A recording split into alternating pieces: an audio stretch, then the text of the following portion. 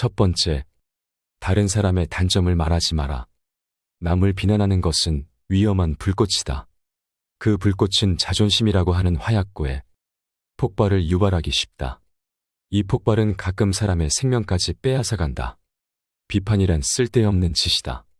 왜냐하면 비판은 인간을 방어적 입장에 서게 하고 대개 그 사람으로 하여금 자신을 정당화하도록 안간힘을 쓰게 만들기 때문이다. 비판이란 위험한 것이다.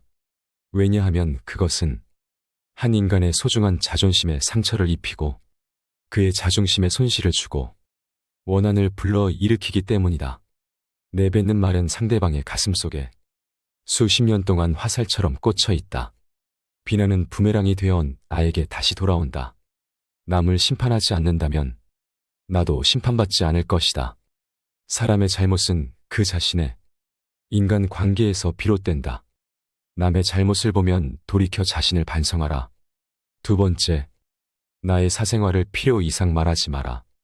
남과 교제할 때 먼저 잊어서는 안 될 일은 상대방에게는 상대방 나름대로의 생활 방식이 있으므로 혼란스럽게 하지 않도록 남의 인생에 함부로 간섭해서는 안 된다는 것이다.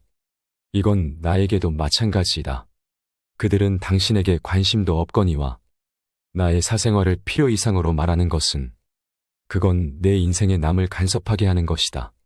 사람은 누구나 이기적으로 다른 사람의 사생활보다는 자기 자신에게 더 관심이 많다. 당신의 사생활이 흥미롭더라도 그것은 주위에 퍼져 심심풀이로 소비되거나 언젠가 나에게 비수가 되어 돌아올 뿐 나에게 이득이 되는 경우는 드물다. 세 번째, 자신을 자랑하지 마라. 신이 인간에게 한 개의 혀와 두 개의 귀를 준 것은 말하는 것보다 타인의 말을 두 배 많이 들으라는 이유에서이다. 무심코 내뱉은 자랑이 뜻밖의 오해를 부르거나 상대방에게 질투의 대상이 되는 경우가 많다. 그 상황을 책임져야 하는 사람은 자랑을 내뱉은 바로 나 자신이다. 그러므로 입을 열 때는 주의하고 또 주의하자. 철학의 아버지 소크라테스는 이렇게 말했다. 무슨 말이든 해라. 그러면 내가 너를 이해할 수 있으리라. 주고받는 말 속의 심리와 성격이 고스란히 담긴다는 사실을 그는 이미 알고 있었다.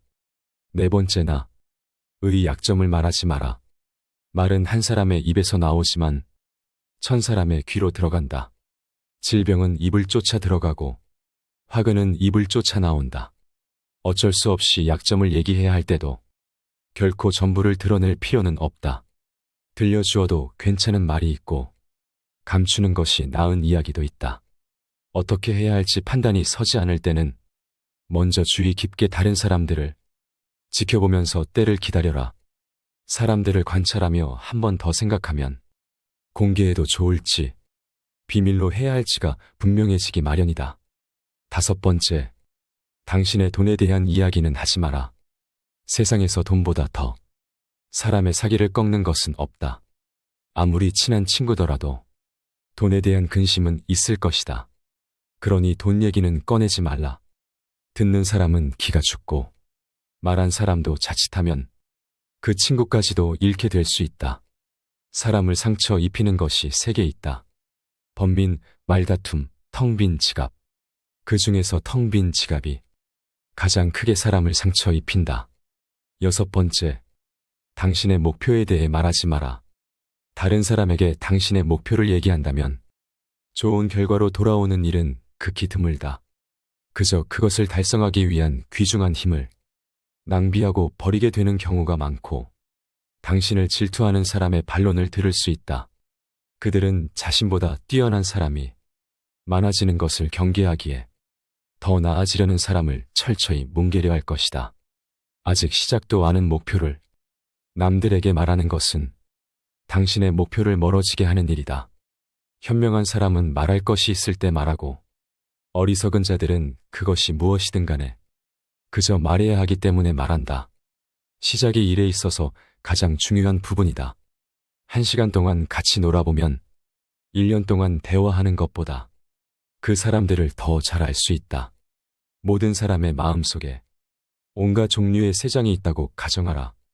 어떤 새들은 무리를 지어 다른 새들로부터 이탈하며 어떤 새들은 무리를 이루고 어떤 새들은 외로이 어디론지 마음대로 날아가기도 한다. 이 새들이 곧 지식이며 우리들이 어렸을 때는 이 세상은 텅 비어 있었을 것이다.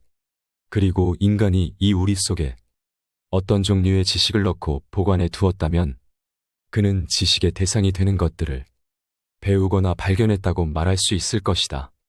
이것이 곧 아는 것이다. 육체에서 비롯되는 쾌락의 상태가 줄어들면 들수록 그만큼 대화의 즐거움과 매력은 커지는 것이다. 우리는 우리의 육체에 속박받고 있다. 우리의 영혼이 육체의 악에 물들어 있는 한 결코 만족이란 없다. 재판관은 젊어서는 안 된다. 재판관은 자기의 이성의 판단에 의해서가 아니라 타인의 악의 본질을 오랫동안 관찰함으로써 그 악을 배워 알아야 한다. 지식이라는 것은 그의 안내역이 되어야 하며 개인적인 체험이 되어서는 안 된다. 착한 사람들이 일반 문제를 무관심하게 대한 형벌은 악한 사람들의 지배를 당하는 것이다.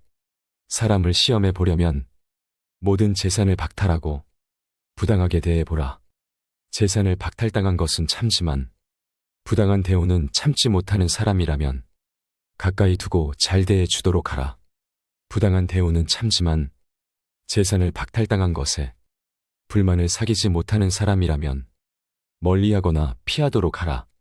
의무적으로 하는 운동은 몸에 해가 되지 않는다. 그러나 강제로 습득한 지식은 마음에 남지 않는다. 행복은 선을 나의 것으로 함으로써 얻는 것이며 선의 내용은 영원성에 있다. 그렇기 때문에 우리가 영원히 지닐 수 없는 것에 마음이 이끌려서는 안 된다. 마음을 행복하게 할 수 있는 자만이 비로소 행복을 얻는다. 사람은 다른 사람에게 어떤 행동을 하였느냐에 따라 그의 행복이 결정된다. 남에게 행복하게 해주려 했다면 그만큼 자신에게도 행복스럽다. 마음이 현실을 만들어낸다. 우리는 마음을 바꿈으로써 현실을 바꿀 수 있다. 자기 자식에게 맛있는 것을 사주고 그가 좋아하는 것을 보는 것은 부모의 기쁨이다.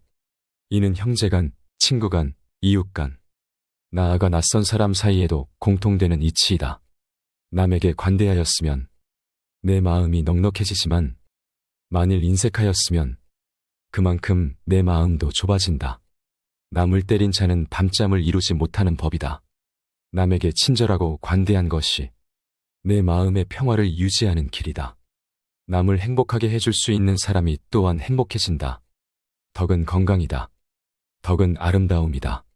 덕은 영혼의 좋은 존재 양식이다. 거기에 반해서 악덕은 병이다. 악덕은 추함이다. 악덕은 영혼의 나쁜 존재 양식이다. 사람은 흙과 같다. 사람은 다른 사람에게 영향을 공급하고 사람으로 성장하도록 도울 수도 있고 성장을 방해할 수도 있고 실신시키고 죽게 만들 수도 있기 때문이다. 자기에게 이긴다는 것은 승리 중에 최고의 것이다. 자기 자신을 이기는 것이야말로 최대의 승리이다. 또한 자제는 최고의 승리이다. 최대의 승리는 자신을 정복하는 것, 자기 자신에게 정복당하는 건 수치이다. 정의는 자기에게 어울리는 것을 갖고 자기에게 어울리도록 행동하는 것이다. 정의란 각기 자기가 할 일을 다하고 타인을 방해하거나 간섭하지 않는 것이다. 정의와 무관한 모든 지식은 지혜가 아니라 쓸모있는 지식이다. 교육이 한 인간을 양성하기 시작할 때의 방향이 훗날 그의 삶을 결정할 것이다.